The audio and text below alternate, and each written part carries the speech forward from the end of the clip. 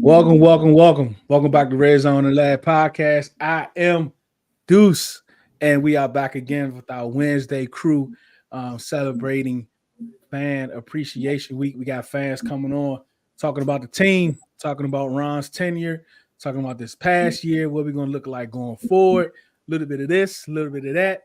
We got some big news before we came on about 30 minutes ago about Nick Saban. Like, I did not see that. I mean, Pete Carroll and Nick Saban in the same day. All we need is Belichick now. We really going we really gonna have that trifecta. But we're gonna talk more about the Commanders and what we look like going forward. Just stay tuned right after this.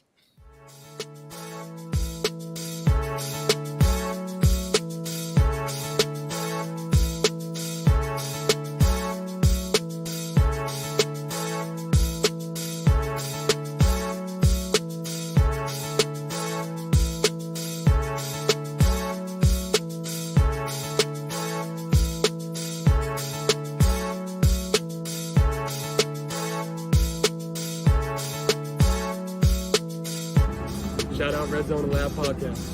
Hey, what up, y'all? It's Benjamin St. Jude's, DB for the Washington Commanders. I want to give a big shout out to Redzone In the Lab podcast. Welcome back. We back in the building. Souf, what's good, man? What's going on, man? Busy week this week in football. It's only Wednesday. It's only Wednesday, man. Lots of things going on. Great. So, Nick Saban, I mean, like, we got to get a man respect. Yeah, like, we got to open up with him. I mean, did you see that coming? No. That was a lot. I mean, I wasn't even thinking about college football. Like, all of a sudden, my phone goes, da-da-da, da-da-da. It retires.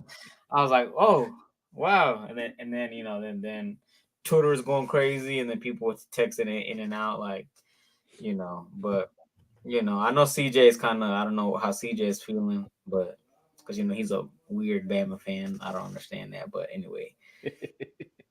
Yeah, because I know it's crazy down there in Atlanta, because I know you got the Georgia folk. Yeah. Right? But the thing is, here in Georgia, like, people think they're gonna replace him with like a big name anyway. So it's not Saban is the GOAT, but in college football, but they're gonna have some high profile coach come back in. Probably some Saban disciple, if I had to guess. Yeah. But Ken, welcome. But they tried that before, Ken, right? Remember when Bear Bryant, when he left, they try to make it like restriction that it had to be somebody in that bloodline. And man, they suffered until Saban got there for like 10, 15 years. Yeah, so I wonder, especially around 20, a little over 20 years. Can you hear me today? Yeah, you're good. Really good? Yeah, not really good, but good. Better than last time? Yep. That's good. Yeah, there we go. But anyway, what happened last time with Alabama back in 1983, actually it was early 1984, Bear Bryant resigned, and then he died like 3 weeks after the football season. So he knew he wasn't feeling well. I'm not saying that's Nick Saban, but for the better part of 2 decades, people were saying that the new head coach or any new head coach along the way had to be a disciple of Bear Bryant, and they suffered. And Alabama honestly does not need to make that mistake a second time. But if they do hire a disciple, let it be someone that's a very, very good coach, has a good reputation, and someone that can win. I think that a great Alabama football program is good for college football overall, just as Michigan, Texas, Southern Cal, Notre Dame, all the big blue bloods in college football need to continue to be good college football programs. It's good for the sport. Yeah, that's going to be something, man. Whoever they try to get to follow, some names is already floating out there. Yeah. But it's some big buyouts. I mean, Lane Kiffin buyout is private, right? Like that's insane to me. So it's going to be something. Some of the buyouts for some of the potential coaches is around 20 million, 15 million, 12 million. Yeah. And one of them, let me see, I got to go back and look, was 60 million. Like that. But man, I don't know, man. Cash is in the building, was good. Riri Chuck. Today, our fans, we're gonna have Hansel in the building all the way from Miami. We're gonna have Cash in the building. Oxtail is gonna be here too. We're gonna talk some about the Commanders. But before we bring up Hansel, so Ken, what do you think about the process so far? The Josh Harris process so far? I think the very first day was stunning. Football fans of this team were stunned because they didn't start off with, well, Josh Harris and some in the ownership group are going to lead this process. We hope to have a GM and a president of football operations hired, sometime soon. No, the very first morning, it was like 45 minutes after Ron Rivera was relieved of his duties, they bring on Bob Myers and Rick Spielman. I mean, what a stroke of genius, first of all. But that had to be in the works for many weeks. I have no doubt that they were meeting with Spielman and with Myers for many weeks prior to the actual announcement, because you just don't make that announcement. They didn't make that contact over the weekend or sometime on Monday. No, they've been doing this for weeks. So this plan has been in place for a long time. I think it's very good. It's refreshing. It's something that the sport hasn't seen before. And I think it's going to pay huge dividends. I really do. Yeah, I can't wait. South, I already know how you feel, but for those out there that's not in spaces, how do you feel about Josh Harris and how he's moving? Man, they're doing a great job. Like, it's refreshing to see that we're doing the stuff that needs to be done, like as a organization that knows what they're doing. Mhm. So like it's refreshing because in years past it would be weird. There'd be leaks going out here and there all the time. One of them would probably be true. We haven't heard anything about anything. On like the only thing we hear about is the stuff that they want us to know about. There's no insider information going on with everybody, and it's just nice, man. It's nice to be competent. I know the bar is very low for us because we're not used to nice things, but we should probably get used to some nice things at this point. I think maybe they're just doing a good job. Nah. What's up, Simple? To get new results, we have to do new things. Excited to see what Bob Myers' influence can do, and we definitely going to talk to Hansel about basketball executive from the news we got today for Pat Riley not giving Spoelstra that extension until after his divorce was settled. I thought that was that was very different, and I want to know how much of that news down there was when that information came out. What was So that? Eric Spoelstra, the head coach of the Miami Heat, Okay. he signed his extension today.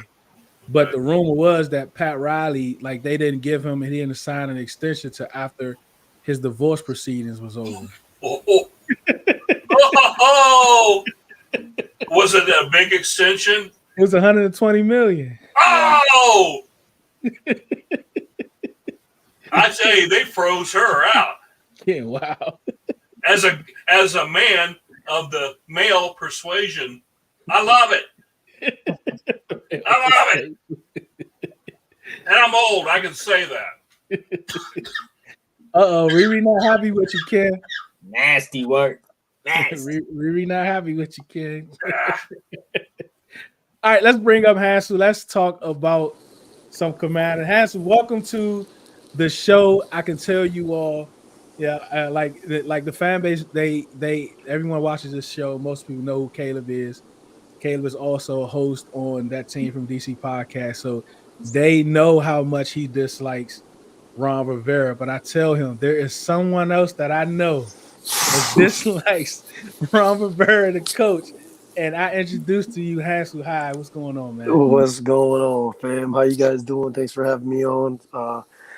It's always a pleasure to chop it up and talk some Redskins Commander ball with fellow fans. Since I live in Miami and there's not many of us that live here, so when I talk about them, they usually tune me out. But it's nice to be able to share in Twitter groups and come on and chop it up with you guys. So thanks for having me. Yeah, most definitely. So let's get this exposure thing out the way real quick. Like, was it waves down there? Like, was it like big news down there for this time? So actually, when it broke yesterday, I went to work today and I was telling my coworkers, I was like, he just got divorced. So the fact that it came out in the middle of the season, I was like, I guarantee you they did that. And they already had it lined up and they waited till the divorce was final to go ahead and leak it, because obviously those 8 years are not going to count till next year. Right. Usually what you would announce that before a season starts. You don't usually do that in the middle of the season. So it's funny because I had mentioned that to my coworkers, and just before we went on, I looked at the article. I was like, boom. Right on. I was like, they're taking care of them. That's how the Heat family is, man. That's why it's called culture, man. They take care. They look out for their own because, they knew that if they did it then, it was going to be part of the the divorce process. Yeah, that was crazy when I saw that. That's a look at Pat Riley doing Pat Riley things. All right, so down in Miami, how did you become a Redskins Commanders fan? Yeah, so when my mom was a little girl, they were the team of the South. There was no Panthers, there was no Falcons, there was no Dolphins, there was no Tampa Bay Bucks, no Jaguars. So that was a team that she kind of grew up watching when she was a little girl. So she passed it on to myself and my brother, and that's how we became fans, because I get that question asked a lot. And we was kind of talking a little bit pre-show, like it got to be tough being in the city with the successful team and your team ain't successful at all, like taking all the heat. I mean, wherever you go, work, basketball, beach, wherever, it's like Miami fans, just Dolphin fans, and I mean even Heat fans being excited, you know what I'm saying? So that's something to be in that area. But let's talk about the Ron Rivera era. And we've been kind of talking about this the last couple of days. So we're going to definitely go around the room to hear Ken and South. But Ron Rivera was hired. Do you think that was more like a direct hire than actually like casting out the opening out the NFL? Like, to me, I think it was a direct hire. I mean, Joe Gibbs was involved. I guess you needed a culture type guy. I mean, what did you first think about that hiring? Yes, like you said, I mean, Dan Snyder doesn't think too much. He just moves quick, right? And he's a man who knew there was heat coming his way with people pressuring with the name change and stuff like that. And Ron Rivera has always been a man of high character. You don't have 3 winning seasons in your entire coaching career and stick around somewhere for so long if you don't contribute something to an organization, right? So the fact that they moved so quickly on him, I felt at the time it was probably the right guy to hire for what we were going through, what's the pressure that the organization was under, Snyder was under. You got rid of Bruce. They went with a coach-centric approach, which, you're letting one person, one voice take it on. I think all fans were okay with it because Belichick had shown that he could do it. But as time went on, obviously you see it's too much for one man to do. And I don't think he was good at either one. His philosophy of player flexibility is, I think, what killed him, right? It's not a bad thing. But the problem is, how do you get Pro Bowl, all-pro players and studs on player flexibility? You should be a dominant player at one position, do it really well. If you can do other things, sure, no problem. But don't get a team full of guys who that's what you're building your team on. You want to get a couple of them for like special team purposes, backup purposes, whatever, however it may be. I feel that was the downfall. I don't think he made good coaching hires, and I don't think that he adapted well to the new school game, right? There's a lot of offensive-minded coaches, very young. I just feel he's out of tune. He's out of touch. And To be honest, man, like you said, I'm being nice, man. But you've seen me on the Twitter groups. I'm just glad the man is gone. He's a good person. He's a good person. I like the man as a person. He stands for good things. He was under a lot of pressure. He had cancer, his mom, and all that. I get all that stuff. I'm a human too. I understand that. But when it comes to running my football team, you had to go, man. So I'm glad he's gone. Yeah, he didn't cut it. We're gonna take this around the room. We're gonna start with you, Hansel. What was the outside of Trent Williams? Because that's like everybody's first. Everybody say Trent Williams, Trent Williams. Besides Trent Williams, what was the worst decision Ron made in this whole tenure? Man, that's a tough one. That is one, obviously. I feel keeping Del Rio around too long and being faithful to him. Hiring Scott Turner. I'm just going to name a couple because I can't really pinpoint. I got you. I think hiring Scott Turner wasn't a good move. Not paying Trent obviously was a mistake. I understand what he was trying to do by copying San Francisco. Like, that's the thing about Ron, right? He didn't know how to be a GM, so he tried to study the Bills and see what they did. Yep, try to copy the Niners philosophy and do what they did and beef up your defensive line. What works for other teams is not always going to work for you because they know you can only copy one part. You can't copy the exact replica of what they're doing because the Niners knew how to do things and build around that defensive front. And what did they do? They traded Buckner to the Colts and they got picks for it, right? They were smart. They got rid of guys. I don't think we would have traded. I don't mean to go off topic, but you had mentioned about Josh Harris, right? And South did too. He's very smart. Those trades were Josh Harris move, guaranteed. Like Ken said, that was in the works to bring on those guys because 45 minutes later it was announced. The man is playing the game correctly. That's why things are not coming out. So he's being smart about everything he does. And if it was up to Ron, who's a guy who knows he's about to be on his way out, he ain't going to trade his best pass rushers, right? But I just feel but you know what? I'm going to answer the question. Not finding a quarterback and not going about it the right way. He tried a bunch of different things, but every move he tried to make wasn't the right one. I even think going after Russell Wilson, given as much as what he was going to try to give up, was going to be too much. But that, at the end of the day, was his downfall. I know we talked about it the other day about Chase Young. I get it why we did it, but when you have that number 2 pick, man, if you're not sold on Dwayne Haskins and they're trying to force it on you, but you have organizational control, then at that point, make the call. Yeah, you got to get another quarterback to bring him in. So at that point, I think he fumbled that one. And I get it. Chase was a can't miss prospect. I understand that. But I would say that was probably his number one mistake, is not being able to fill that position. What's up, Jeff? What's up, Kat? Appreciate y'all for stopping by. So, like, Kent, I mean, everything he said was right.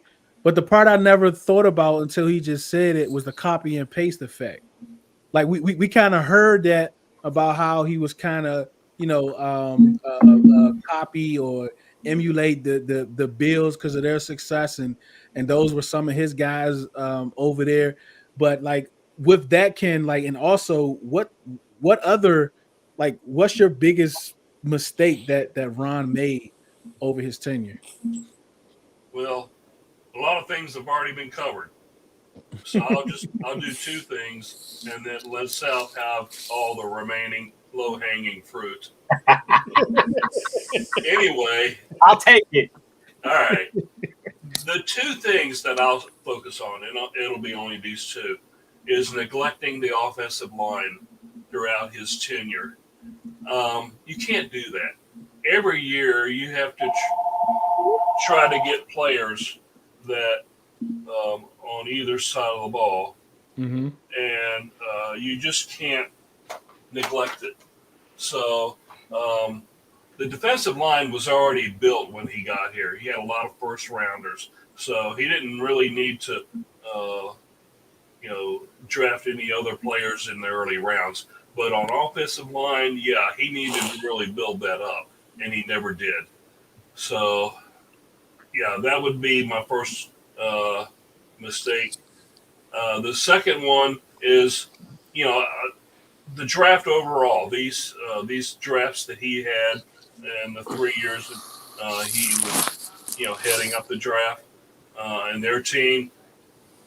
Yeah, a few good players, but in the early rounds there were too many misses, especially in the second round. My goodness, the second round continued to be a disaster in the Ron Rivera era. But the biggest mistake, as far as draft is concerned, was this year, first round, Emmanuel Forbes. Christian Gonzalez was sitting there for the taking, and they could have had it, and they didn't. Ron Rivera has outsmarted himself in that process, and it's cost this team dearly. So those are the mistakes that I focus on. Before you go, so Danny said he was way out of his depth. Everyone thinks they can do their boss's job until you sit in the chair. And that's what I think will happen with Ron and the whole like Gettleman thing, and Ron not having control and everything coming here. Ron said, "Hey, look, I want full control. Give me full control. I'll come be your coach." But fast forward 4 years later, he said, "I was only able to coach 5 games." Like, this is what you wanted. You told me that you can manage and coach, but now you can't complain about having to do both when this is what you literally asked for. So what are yours, South? I think it's how he tried to make the. I mean, it's not one thing. I think it's how he tried to make the Commanders Commanders. Commanders. But he tried to bring all those bums over from Carolina, and they thought they was gonna be good in Washington, and they weren't. Year after year after year, he dismantled the roster. I think that's my probably the biggest thing. Of course, Trent and all this, that's all included. So I'm just gonna group it all together. I think it's just the dismantling of the talent on the team that we had. Now we kind of don't. Like, there's only 3 people probably on the team that other teams would want to trade for at this point. Everybody else is kind of whoever, whatever, free agent or roster spot, camp body, whatever you want to call it. But yeah, it's probably, to me, it's the dismantling of the roster. Hansel, is there anything? Is there one positive thing that we can take from Ron these last 4 years that we can build upon moving forward? That's a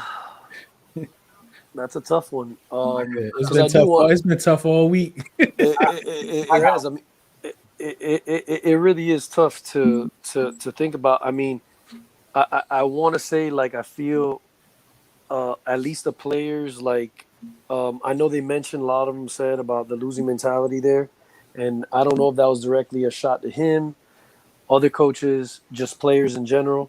But I do feel that the players really did like him and cared about him, because a lot of them spoke really highly of him. Yeah. One thing I will say the positive is that he somewhat made the organization more respectable, right? Somewhat.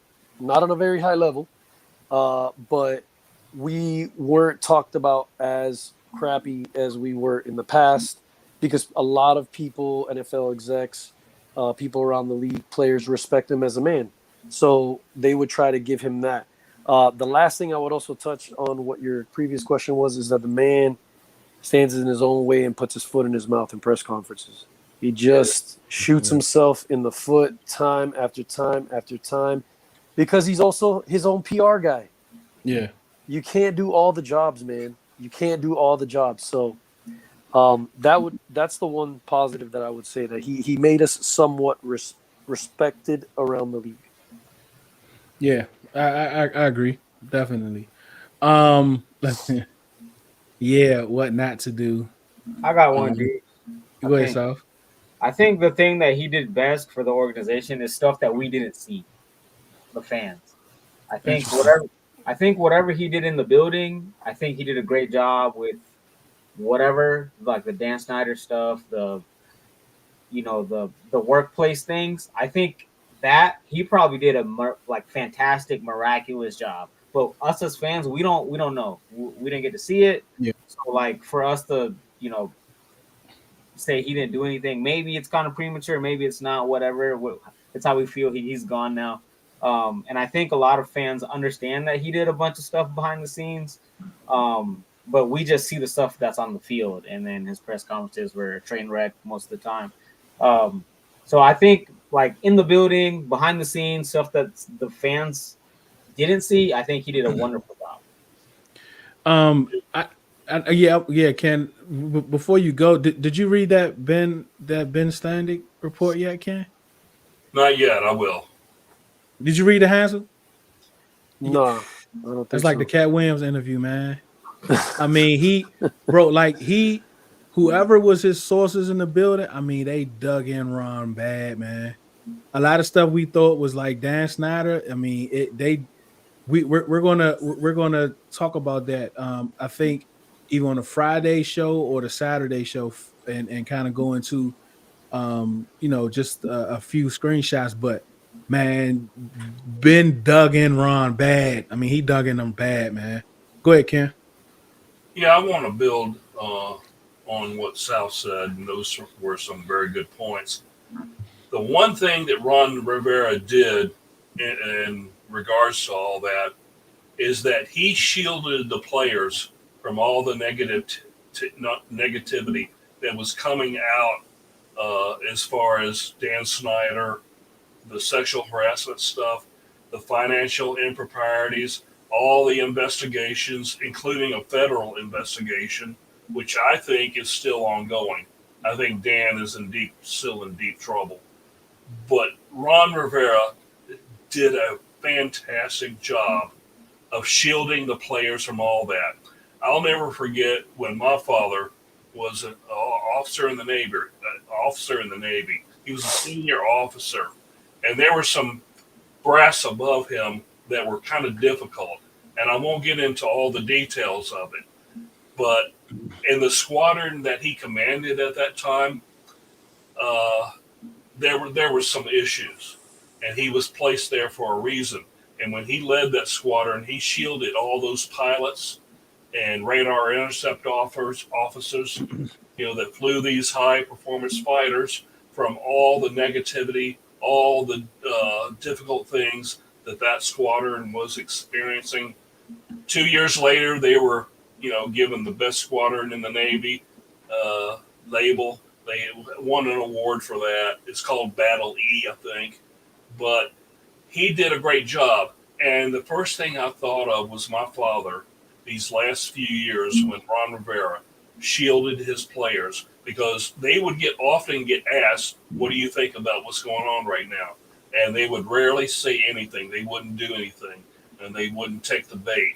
And Ron is the one who took it on the chin a bunch of times and said, he's just trying to work through everything. So, yes, he shielded those players and did a great job of it. Yeah, I definitely agree. Hansel, of course, I had that little time slap that we talked about, but if we would love for you to stay if you want, if you ain't got nothing else to do, you want to stay on a little bit longer. Yeah, I'll stay on for a little bit. Cool. All right, so we're gonna bring Oxtail up. He's in the building. We're gonna bring him up in a few to kind of start off. But before we do that, I do want to ask you, Hansel, like when we was talking about earlier, and the NBA world is big in Miami because of the Heat. It's big. Pat Riley is big. The way they run that program, like you talked about, it having culture and different things like that. So you're kind of used to that. What did you first think about? And another thing about Ron that I wanted to mention, at least the first 3.5 years, we didn't have a lot of leaks either. Like the leaks kind of started from the summertime to now, but outside of that, everything was kind of like night tip, like kind of like how it is now. But what did you think when you saw Bob Myers and Ben hired as a consultant? I thought it was a smart move. I thought that from everything I've heard of Josh Harris, he's an outside the box thinker. He knows the NBA. He has a business there. And the more I read of it, I think it's a smart hire, right? They mentioned how in Golden State he started as a sports agent. He made his way up. And the reason he was good is because he brings in good people and he identifies good people. You know, there's an article that just posted that they said, I think Rio had reposted it. And I know we've been talking, so I don't think you guys have seen it, but they talked about how in the interview process, candidates sat with Spielman first, and then they sat individually with him and with Harris at the same time. So they're being smart about it. Interesting. Yeah, because they want to weed out the fluff. That's what the article was saying, right? They want, bro. These guys are on their P's and Q's. They're doing things the right way, and good businessmen are good businessmen. And I don't care what sport you're in.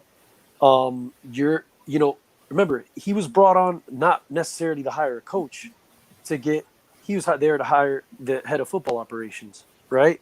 So he can relate, even though it's another sport. He's on the same type of level. Right. So if you have an eye for talent, if you know how to build cultures, you can listen to people's answers and how they say certain things and how they respond, and kind of have an idea that this would be a good fit for the organization. And then a guy like Spielman can, he's the football kind of knowledge guy, and you tie it all together. You put your notes together, you meet inside a room because you all have your own perspective. You don't get you don't kind of feed off of each other when you're in the same room. Like, you're looking at each other like, yeah. You bring your ideas together because you have your notes down. So I think that it was very smart. I love that no one's ever done that. And I love that we're setting a trend that, hey, bringing successful people to help you do it. It's showing Josh is like, hey, I don't have all the answers, but I'm willing to look under every single rock to find whatever I can to help my team. And what owner can say that they've done that they've ever brought somebody from another sport at a high level? Look, listen, the guy's successful. The guy's built. Who the heck was Golden State? Yeah.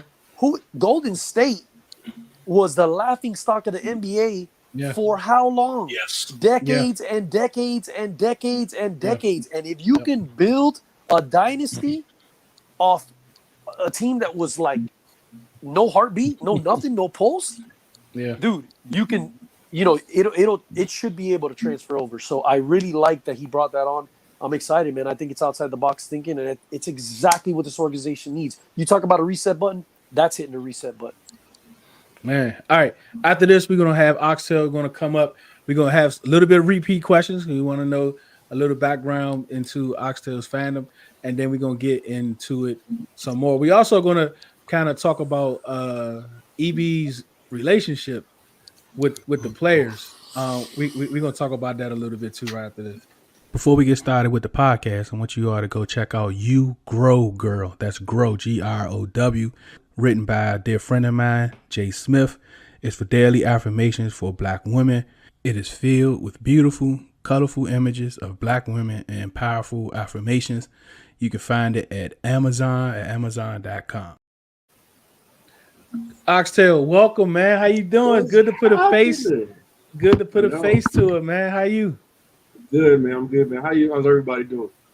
Good, man. Good, man. I didn't realize I was supposed to wear a hat today because I see everybody wearing a hat. I just realized that. Like, my bad. That is my bad.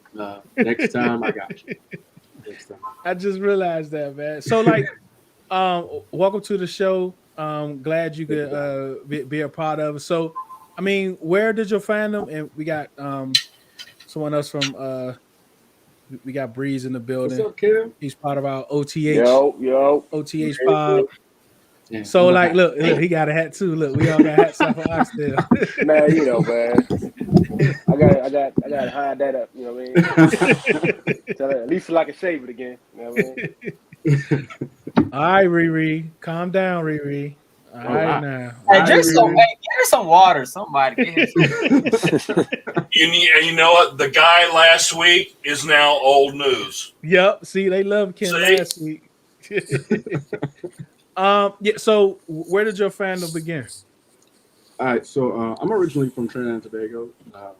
Moved here for college when, I guess 2001. I was not interested in football at all. I tried. Don't get me wrong. Like, when I was moving up there, I was trying my best to find out what I could about football as best as I possibly can. And that joint was so complicated, I had to just like, you know what? I'm not even bothered. So I came up here, My dad, he was a big Redskins fan. He would watch it every Sunday, everything else. I tried to watch it more than I was looking at, so I didn't really pay much attention to it. My best friends, my best friends that I basically met here, they were big Redskins fans as well. So like I was like, I'm surrounded by this. And I think around the time, I believe it was the Ravens' first Super Bowl.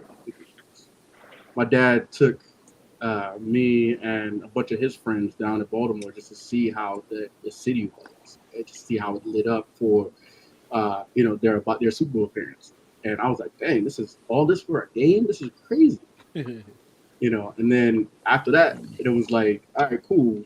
And then somebody was like, you should be a Ravens fan. I'm like, I don't know. I don't even watch the game, so I can't even say.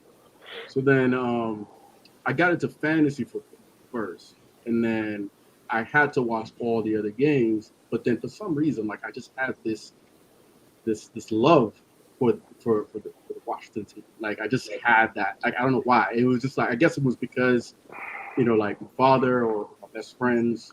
Like I don't know what it is, but I was just rooting for them more. So and what year was this? This was RG3. Oh It's man, RG3. 2012. 2012. Yeah. Actually, maybe that's I was, what it was. but no. Actually, I was watching it before we drafted him. So like, Okay. yeah. 2011. So like, and then after when we drafted her, I was like, everybody was like, "Oh my God, it's about to be lit." I was like, "I have no idea what's going on, but okay." So,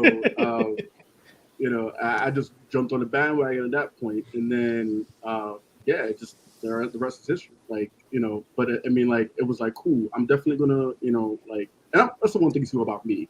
Like, I always stick to a team that I reside in.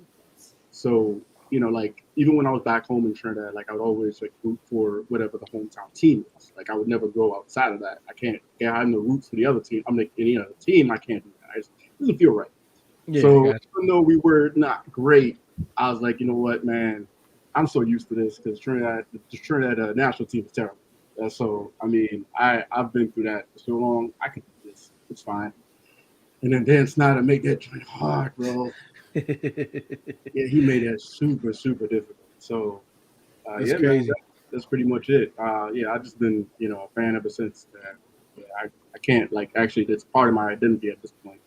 Like, my emotions go up and down depending on how the team goes. So it's all. Yeah, tell me about it. I think we all kind of have that experience. Kim, I'm not putting this in there. Souf, you're gonna have to go check the chats to see that message Kim sent you. So like That's crazy. let's all right, so let's go back to Hansel real quick. EB coming here last year, right? What did you think the season would look like with EB? Well, first of all, I thought it was the correct and only move for Ron to make. But I was hoping, I was hoping to go well. I was skeptical because, you do see that, yes, he helped with the game plan, and yes, his title was offensive coordinator, but Andy Reid really called a lot of the plays. But I also thought that we all know, and something I used to complain about a lot, is the Ron pose, right? No emotion, just hands crossed, nothing. Jack Del Rio is not as fiery as he used to be back in the day. Like, I felt like we did need an injection of somebody who had some kind of personality, who was going to be a little bit of a, show some tough love to the players. So I was looking forward to that reputation preceded him. And I was hoping that we definitely would go up in numbers. When I saw the season before with Scott Turner, the numbers actually finished higher than they did with EB as our offensive coordinator, which I was shocked at. But I definitely expected us to run the ball more than we did. And I know it's a passing league, so I didn't mind. I mean, honestly, if you really think about it, it hurt Sam. But at the same time, if we're only going to get one season to see what Sam can do, it's good to let him throw as much as he can. So it's a damned if you do, damned if you don't. It's a catch-22 situation. But I can't put it all on him. You can't change a whole team within one season and bring your identity and change the whole team, because the team was just full of issues just the way it's built and that Ron was running it. But I was hoping for better, but we got what we got, and I'll take the number 2 pick, baby. Let's roll.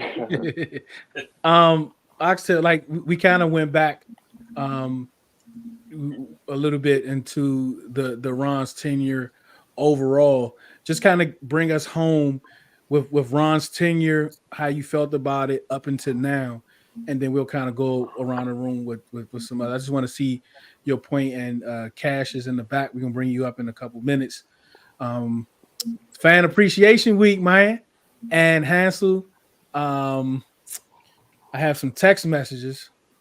That's not they didn't feel the need to put this in the chat, but I have text messages, Hansel. I'm just gonna leave it at that. All right. Hey man, this being real secretive over there, man. I'll take it as good or We bad or already, whatever. some of us already know what it is, man. We already know what it is. Yeah, I'm not too familiar, but hey, Hey man, some people just need some water. That's all Somebody that said they are so in love. He's from Miami. All types of stuff going on in my text. All right. Well, much love to all the people watching. Appreciate it. Yeah. So let's wrap up like that tenure to you, Oxtail. So Ron's tenure. I honestly, man, like when he got hired, I was very indifferent. Like I kind of like loosely followed his tenure at Carolina, and I saw all the gaps he made, like on on the press conferences, and I was like, I don't know about this. But then I started to see like a lot of folks on Twitter that were like, like showing me like he's a leader of men and whatnot, and I was like, okay, cool, I can be convinced from this person is, he's different. Then they did the whole coach centric approach, and I was like, well, that's different. I mean, like anything about taking away power from Dan Snyder, I'm down. So I was cool with that at first. Then we got to the first year. I really did not have high expectations, not gonna lie, because I didn't really like the hires. Like he was bringing a lot of Carolina folks. I did like the Jack Del Rio hype. Like I was like, oh, I was so hyped for that. But then we won the division. Actually, I was shocked about that. And then after that, it was just like we just fell off a cliff. Like we just went down. Like every year, just got worse. And I don't know, man. Like I think what the thing that got me, I've never hated the dude. Like I always I liked him as a human being. That's kind of how I am too. Like I like to look at people as just human beings first. And the football side, fine. But it's that will affect my team, yes. But it's not like this person's a human being, so I'm not gonna hate on a dude. But what lost me was when he kept Wentz in that game against Cleveland and didn't even know he was getting eliminated. That was like, I can't even defend you. I was like, I don't know what to do. Like, I'm gonna need you to, move on. So then he just the one thing too, like he's like his loyalty to character over talent. Damn, right? Oh, my bad. My bad. I thought that was a person. That was a person. He said, "You all right?" Yeah, she's good. Forgot where it was at. But anyway, it's so his tenure was basically just it was like a line that was just descending. And at the end of it, at least he gave us what he came in with, a number 2 pick. And that was the one thing that made me happy about it. Yeah. So, he in it with the 2 pick, and he leaving us with the number 2 pick. Right. That goes to show you. That goes to show you about his tenure. Ron Rivera, though. Yeah. When the DEA got raided, my man was at the car wash, I was cracking up about that. That joint had me dying. I was remember like, that. He was. Man, Ron knew what was up. Ron, hey, I could be there when they get right. He knew what was up. So, Coach, it's raining. Yeah, I gotta get my car washed, man. Don't worry about it. Right. I'll be back. Oh man, what's up, Cash? Welcome to the show, man. What's good? Bro. So What's like, good? look, we can start with you, Cap. Before we take this around the room. Who do you want for your VP? Because okay, so a lot of it's a little confusion of how this process is working. All the assistant GMs that they're bringing in is to hire them to be the president of football operations, like everything. Like they're going to be the president of football operations. And we heard Josh Harris the other day say, he's going to leave it up to him to make decisions on, how the rest of the order is going to function, right? Josh prefers to have a GM and a coach separate. That's what he said, but he said he'll leave it up to the president of football operations. So when we go around the room, like who do you want and what type of hierarchy do you prefer for this franchise? We start with you, Cash.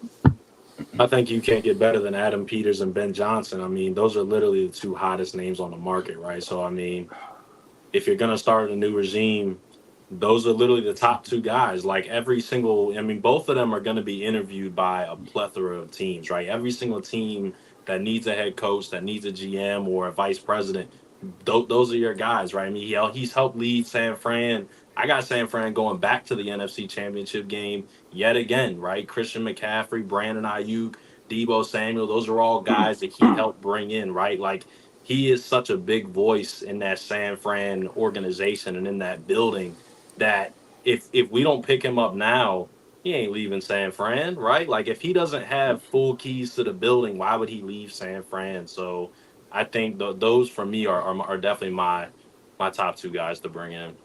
Yeah, because they moved John Lynch into the president role, and they want to move him to the general manager role. Right. That's the reason why, so that's how they're going to try to keep him. But because we're giving him like the John Lynch role, that's what's intriguing to him, and hopefully, I mean, Hansel, do you know where that house is? That's what I meant to ask you earlier. Like, do you know what that mansion? You know what that mansion is that Harris bought?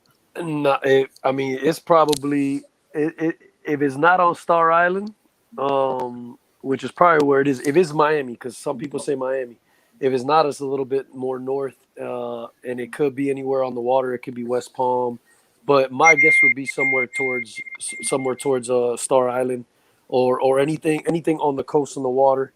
Surfside area, anything like that. That's what I would guess where it would be. Somewhere secluded, private, with a lot of security. Oh, but Star Island would be the best. Come on, it's next door to you. It's next door to you. Yeah, I'm his neighbor, man. I was just trying to keep it hush hush, but you put it out there, so. But yeah, man, like that's the thing about having these type of owners around us, man. Because, like, I mean, we got 4 jets, we got 2 yachts. We can go pick up anybody, anytime, anywhere, multiple times, man. So that's good having these guys in the build. But we'll go to Breeze. What's your dream team scenario? I'm honestly not as familiar with all the front office guys. I do like Adam Peters, and the guy, I forget his name, but the guy from Philly. Alex Hallaby? Yeah, Hallaby. Yeah, I like them too. Just based off of coming from winning organizations, building good, successful teams. Either one of those two I'm fine with.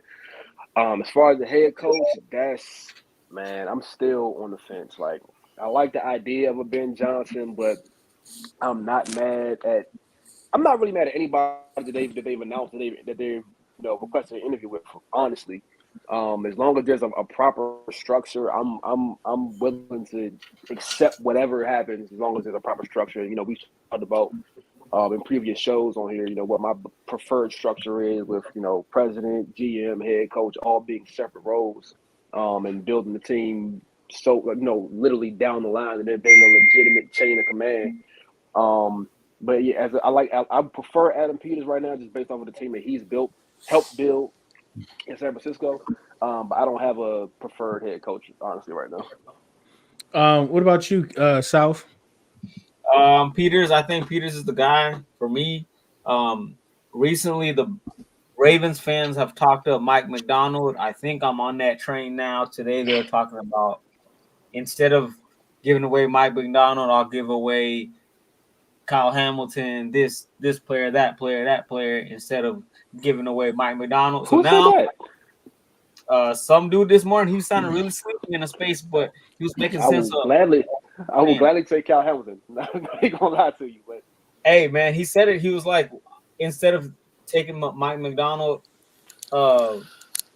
take anything else. And I was like, all right, so let's just grab him. I like that. I like Peters and McDonald combination. No, my notification's going on. But they say Wait, McDonald what did she say there? is South alarm for him to drink water, to remind him to drink water. They like McDonald running. I didn't know this. I didn't even think about it.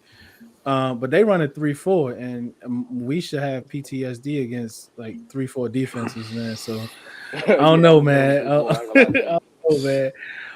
What about you, Ken?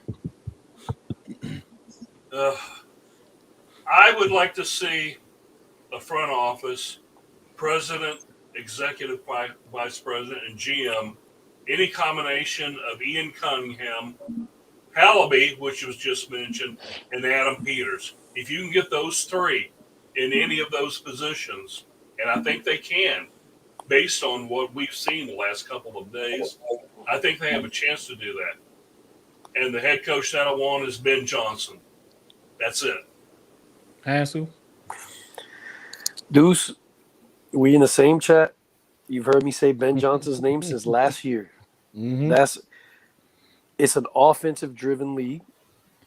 If you're going to take the number 2 pick and you're going to get a quarterback, you should have an offensive coach. I'm not against McDonald, but I like Slowick as well. But my number 1 choice is Ben Johnson. I've been pounding on the table for him since last year. Everybody knows it because I preach it all the time. I would like Peters. I think what Ken said would be a great scenario, right? Peters, Cunningham, and Hallaby. Those are the top 3 guys that I'm looking. They're great. I don't think we're going to get all 3. I think if you're all assistants, you all want to make a name for yourself and you want to go your own, like somewhere and make your own name for yourself. It's hard to get all of them. Maybe we could get like a Hallaby because he'd be analytics, and Peters, who his background is scouting. That's what he's known for. Mm-hmm. That would be a dream matchup, right? Especially for a guy like Josh Harris.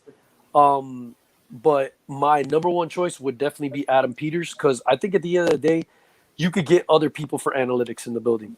I think you need a guy who can find talent. You find a Mr. Irrelevant with the last pick of the draft. And you know, they've built that team. He's also, you know, he's I don't know if it's him or John Lynch, but he's learned in that organization how to make the right trades at the right time. So you're coming from an organization who not only drafts well, but they know how to pull the trigger when you need to pull the trigger, right? I think Hallaby comes from the Eagles organization who does the same thing. They draft pretty well, and they make trades when they need to make trades. But my number 1 pairing would definitely be Peters and Ben Johnson.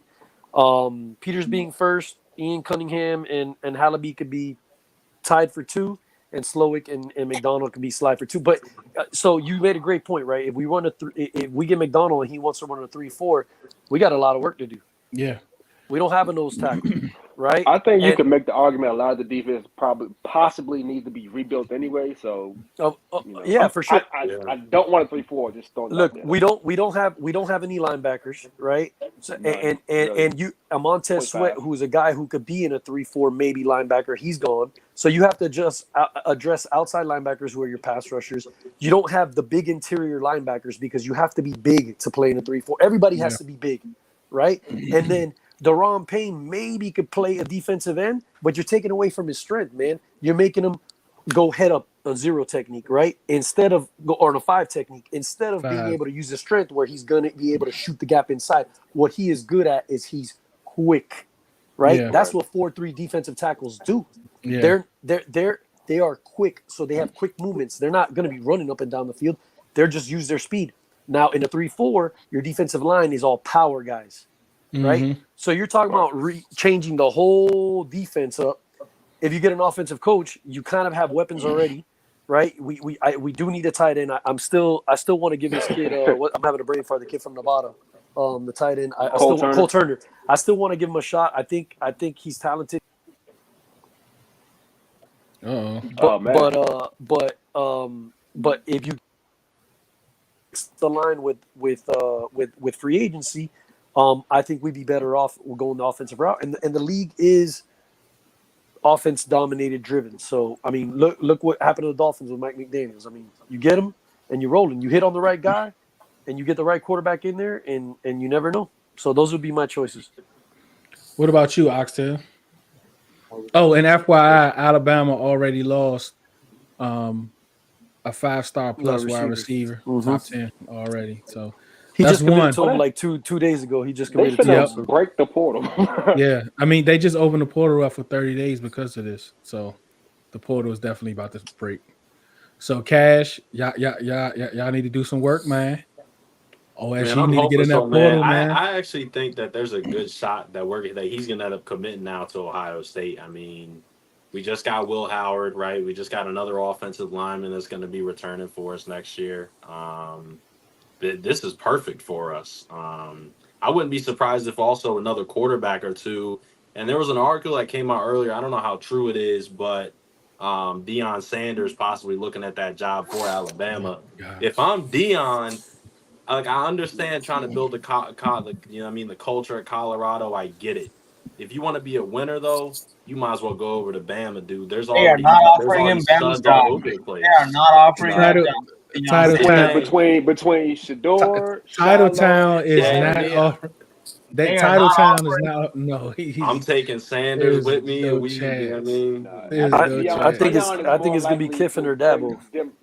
I think it'll be Kiffin. Yeah, it'll probably. You don't think Kirby? You think Kirby got a shot? No, because Kirby's not going to leave Georgia. He's a Georgia alumni. Why would he leave? And don't forget about Dan Lanning.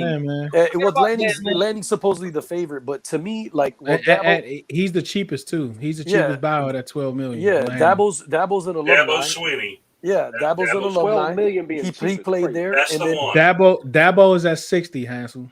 Well, hey, Alabama, they got money if they need it. He's at $60 million. Listen, they've gotten a lot of money winning those national championships. And then I would say Lane Kiffin because he's been an assistant there before, so he knows the culture there. He knows how to keep it rolling. And his is private.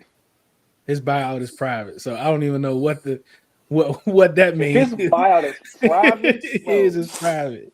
That man the SEC got money, man. They got that TV money. They can make it happen if they want them. Yeah. All right, Oxtail. So who do you want in your front office? You got me first. All y'all just sound really smart to me at this point.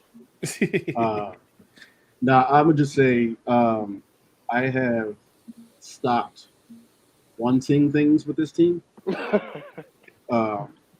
So the only thing I would say is I just want winners. I want winners. I want professionals. I want adults. I want people with no egos. Yes.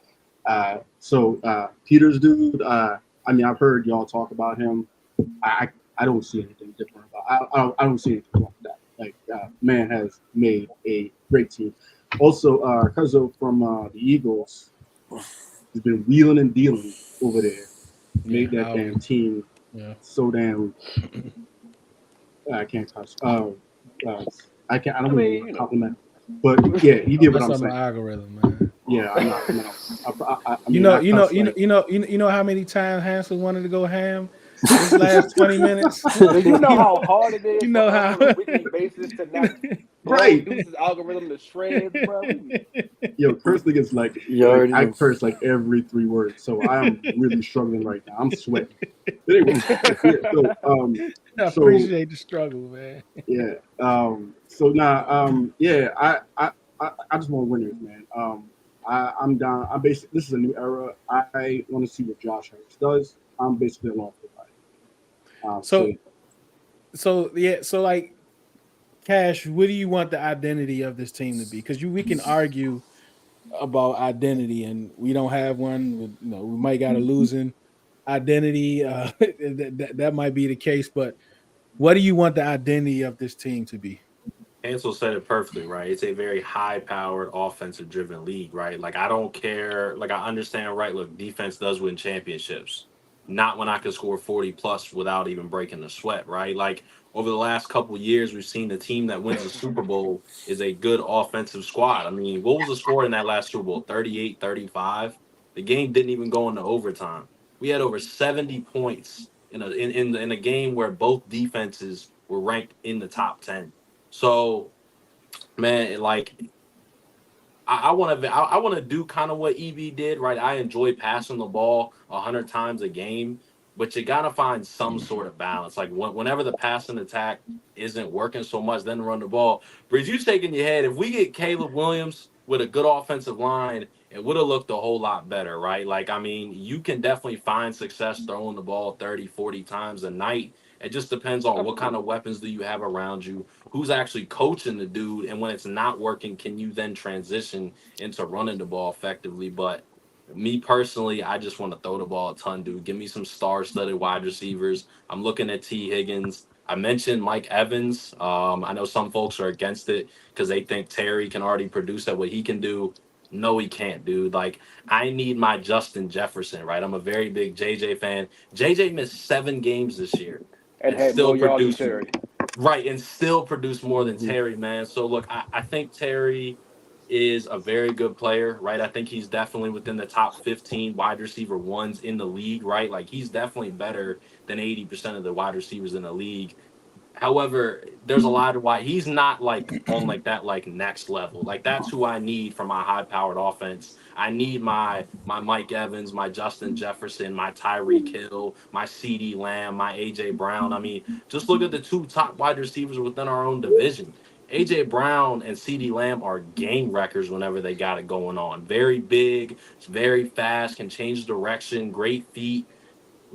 Terry's not them, unfortunately, right? I'm a very big. He's not them. So when we create this high-powered offense, I think Terry probably won't be here, right? He will end up getting beat out by. There's a lot of wide receivers in this draft also that are real big and real lengthy and got speed to them, 6'4", 6'5", 6'6", and got hands, man. Terry's not gonna beat those guys out, unfortunately. I think in a perfect world, Terry is still, I guess, technically a number 1 receiver, but in a perfect world, Terry is more of a Z receiver than an X receiver. I know that's deeper than some people really know and understand, but I think in a perfect world, Terry is more of a Z receiver than an X receiver. Which means if he's top 15, cool. If you can find one better than him, then do it. Yeah, I agree 100%. Yeah, we need a big receiver. Like you said, the draft is full of them. I'm down. I was thinking T. Higgins, Mike Evans, but all of our receivers are the same stature. Right. They're all kind of the same guy. You got Curtis Samuel, Jahan Dotson, Terry McLaurin. They're all small guys. You know, like you said, he's more of a Z, right? You need a main X, a guy who can take the top off of defense, but he's big enough. You have to have a safety over top on him. We don't have anybody who you really need to double on our team. You know, you can shut them down with good man press coverage, some zone schemes. And it's good to have those guys who can get in between coverages and break down defenses with speed, but you got to have big targets. Your biggest target can't just be Logan Thomas. If we can have a dominant tight end, we can have a dominant big receiver. And like you said, the draft is loaded with them, man. So if we don't address it in free agency, definitely use some of those picks to get some of these guys because receivers come along pretty fast, especially if we have like a good OC. If we get a guy like Ben Johnson, man, look at the damn Detroit Lions. They're full of them. St. Brown's a dog. Almost St. Brown is a beast. And that team has 3 or 4 receivers that are all kind of big guys, and they're all fast. And that I will say works. you don't have to be big to be an X receiver. Like look at Tyreek. Like Tyreek Hill is an X receiver. I know he's an extreme. That's a different guy. I mean, he's an outlier. He's like one of one. Yeah, but I mean, you don't have to be. One thing about Ben. No, you don't have to be. You don't have to be, but I mean, that's what you would want, right? Because that's what the league. A lot of dominant guys look like. Like you said, AJ Brown. I mean, look at the guys who are the big dominant receivers. You can't have the speed guys. It does work, but a guy that you have to double. Mike Evans is still, another 1,000 yards for him. You know what I'm saying? Like, those guys are fast and they're big. And that's what the receiver position has been for the longest. I don't mind having Tyreek Hill, but those guys are very, very, They make very your quarterback right. Like, right, yo, whether or not we take Drake May or Caleb Williams or Jaden Daniels, whoever they take, there's going to be times when you have to make your quarterback right. And it's a lot easier to make those 50-50 catches if you're 6'4", 6'5". Now, Terry has proven time and time again he can do it. But as as Terry's getting older, a lot of these corners, man, I mean, go look at the one from Michigan, right? Number 2. That dude, when he gets to the league, is going to be legit, dog. Like, they're young, they're fast, and the corners coming out are also pretty big. Like, you need those tall, bulky wide receivers, at least one of them. At least one. Look at Sauce Gardner. I mean, it's hard to go against a guy like that. Look, when you get in the red zone, the field condenses. We all know this. That is where a big target comes into play. Okay, because when the field condenses, you can have all the speed. You can run the whip routes, which I love that route. But if you have a nasty corner like Sauce Gardner who could take that away, you need to have somebody who you could throw a 50-50 ball up to. And those guys pay dividends when it comes to that area. And let's be real. That is a lot of where the game is won besides the trenches, right? Is the red zone, whether you get 3 or whether you get 7. And a big receiver will always help you with that. And that's the plus for EB. Is his red zone efficiency is so high. We're number 1. That's definitely going to be a piece. Because But we were never in there. Yeah, but I guess when you look at the, I don't know what the attempts are, but I know we do get down there often, and we score usually when we're down there, depending on the attempts, of course. Ken, you about to say something about Ben Johnson? Well, I think we've blown over through that conversation, that part of it, but I'll go ahead and make the point anyway, especially when it pertains to big receivers. The one thing Ben Johnson's offenses over these last 3 years where he's been an offensive coordinator is tight end. A big tight end, a tall tight end, a talented tight end. Look at what Sam Laporta did this year as a rookie. So if Ben Johnson comes to DC, look for a tight end to be taken in the 2nd round at least, or a good free agent if it's available. I wouldn't rule out a trade for someone like Kyle Pitts or anyone else. But look for a tight end, a big one, a good one, to be featured in this offense next year if Ben Johnson is hired as the head coach.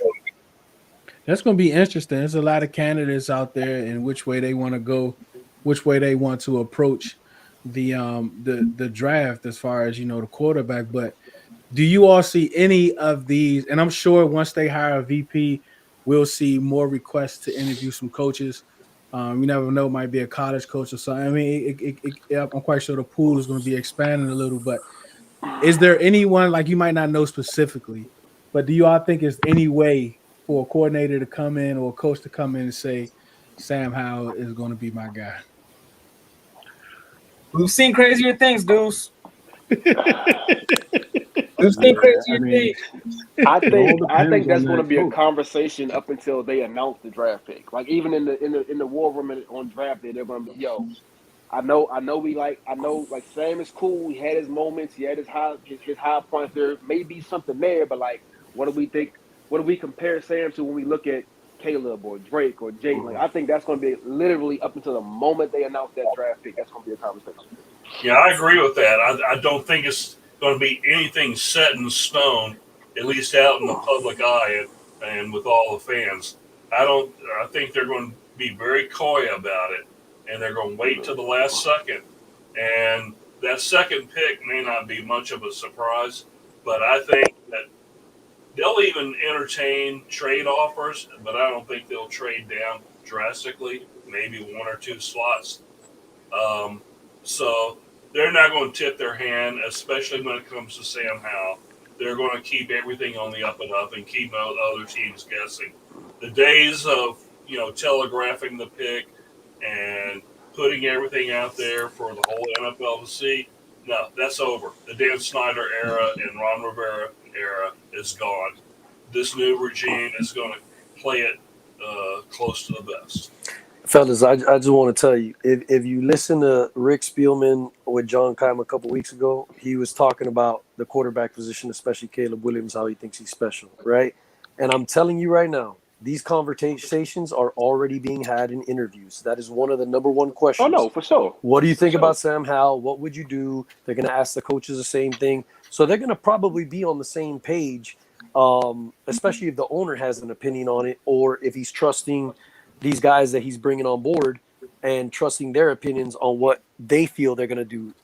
And so if Spielman talks so highly of it, and he touched a little bit on Sam Howell, they're probably going to take a quarterback at 2. I don't know for sure, but one thing I can tell you is no matter who comes in, head of football operations, whether they bring in a GM and a coach, these conversations are going to be had for sure before people are actually hired. Yeah, I think that's going to be very interesting. On the team, though, he's cheap. I mean, he's real cheap.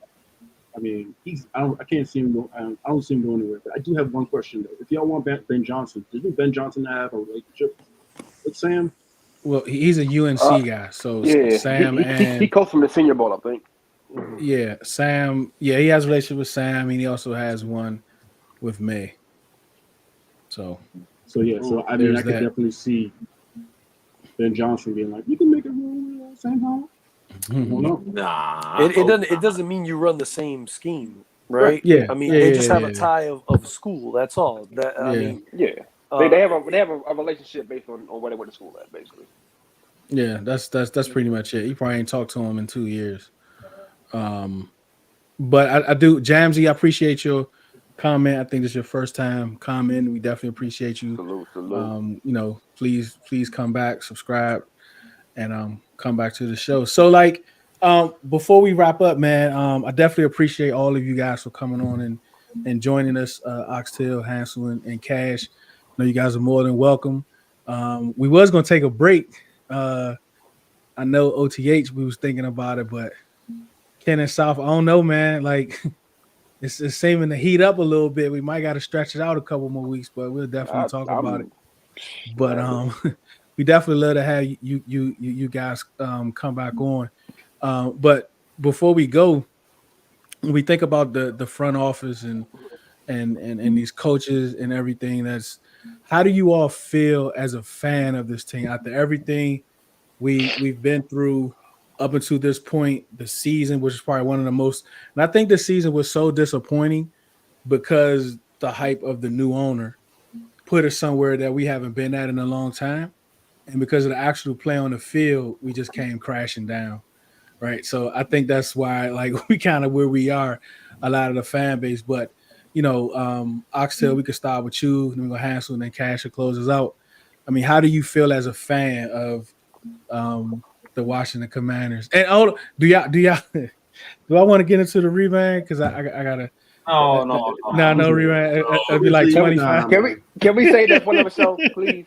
Please just say it for another show. All right, Oxtail, I mean, I'm here all week, but Where are you as a fan, man? Where are you as a fan? I would say hopeful, and ready to get my heart broken. I mean, it's honestly I forget who said it earlier. It's a legit reset at this point. Like we have a brand new. We're gonna have a brand new coaching staff, brand new front office. We have a brand new owner. Well, he's not brand new at this point, but technically he is. Because he didn't really make much moves last year. But it can't get no worse. I'm scared to say that because I'm usually wrong. But you can get about 4 games worse. I mean, yeah, yeah. But I mean, we'll see. But I mean, again, I'm just hopeful. It really is an exciting time. Hansel. Man, I'm excited, man. For the first time in a long time, I'm excited, man. Dan Snyder's not making decisions. We're getting rid of the people that he brought out. We have the number 2 pick. We have cap space. We have 5 picks in the first 100, 6 picks in the first 102 picks. We got a guy, an owner who wants to win. He brought in other owners that have a winning mentality, that want to win. They're hungry to win. They, like Magic said, I don't invest in teams that lose. So these guys are for sure going to give their best effort, and they're going to do it on a professional level. And that's all we can ask for. If it doesn't work, it's okay. They're going to work tirelessly until we eventually start winning. So, I've been a diehard my whole life, and I've been very disconnected from the team. I watch them every Sunday, but I sit there with no emotion. And I'm a passionate person, and that's hard for me to admit, but I'm being honest. But for once, I feel excitement, man. I'm ready. I feel like it's a new day. There's hope. There's possibility. And I feel like we really can make some noise. I feel like we're going to bring in the right people. We're going to make the right moves. And it's going to take a little bit of time. But we've seen there's some reset buttons that are hit, and it doesn't take long. You just get the right people in.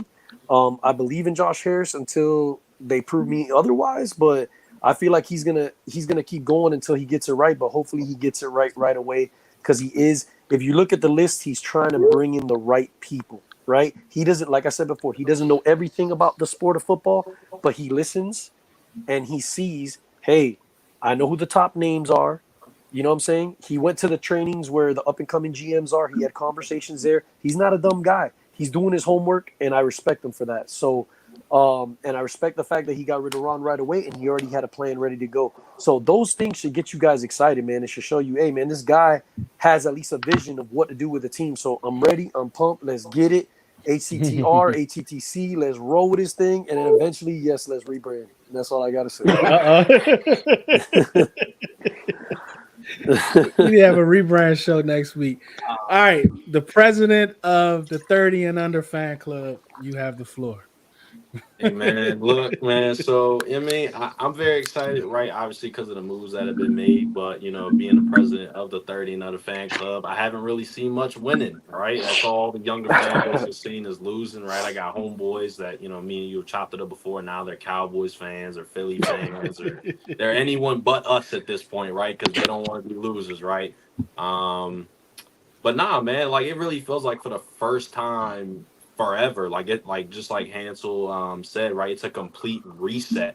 Like this don't feel like the same. Like it's a weird, funny feeling I got that whole building is about to get torn down from the top to bottom. And I've been wanting that. Like the only winning I've seen was RG3 2012, Kirk for a couple years, and then my GOAT and my MVP Taylor Heineke. You know what I'm saying? Like those are the happiest moments I've seen as a fan, and that's sad to say. This has a goo, right?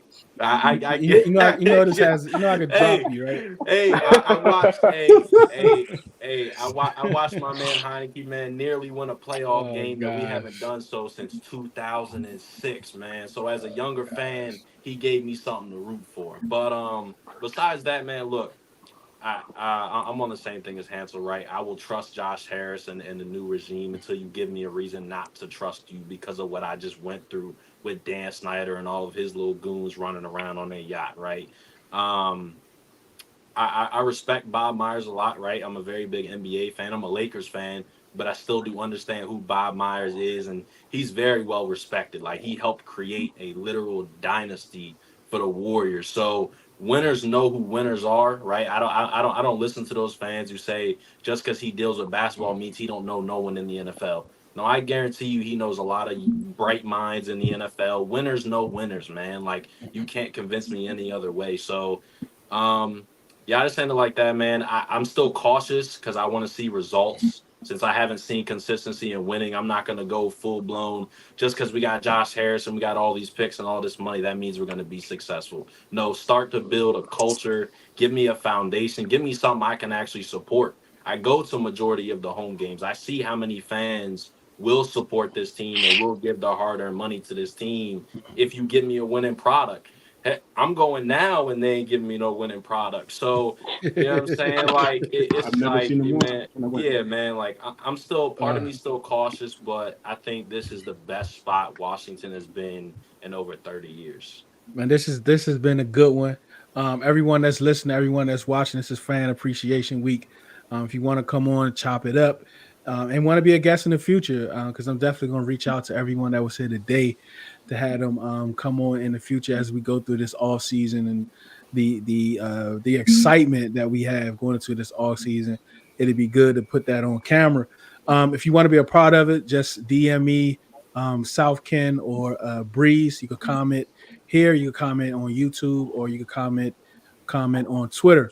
I'm Before here. we go, I told you Monday, bro. I'm here all week. I'm not talking about you. Oh, my bad. My bad, brother. Talking Man, My pay bad. attention, Breeze. I miss my people, South. I miss y'all, bro. Like, you know what I mean? Like, Give the man what he wants. Oxtail, you want to drop your handle? It's Ashiest Knuckles at Ashiest Knuckles with a Z at the end. I love it. I love it. Cash. Yeah, man. At Cash Out on Twitter, man. You'll see it, man. There's only one Cash. And Hansel, make sure you speak loud with your handle. At Hans 305, HANS Trey 05, baby. MIA. That's where I stay, baby. Any last words, Ken? To Riri and to Kim, rebrand. See you all next week. South. I think news is gonna hit Friday afternoon, so everybody can celebrate. It's HR 101. I've been saying it since yesterday, 2 days ago. HR 101, hire somebody on Friday, everybody celebrate over the weekend. Hey, it makes sense. Yeah, Breathe. you better be right, bro. I see y'all tomorrow, man. All right, man. Definitely appreciate y'all for coming through. We appreciate your time. We know it's very valuable for you to spend it with us. We definitely appreciate it. Remember, do it because you love it, not because it loves you. One beat, one sound, one heart.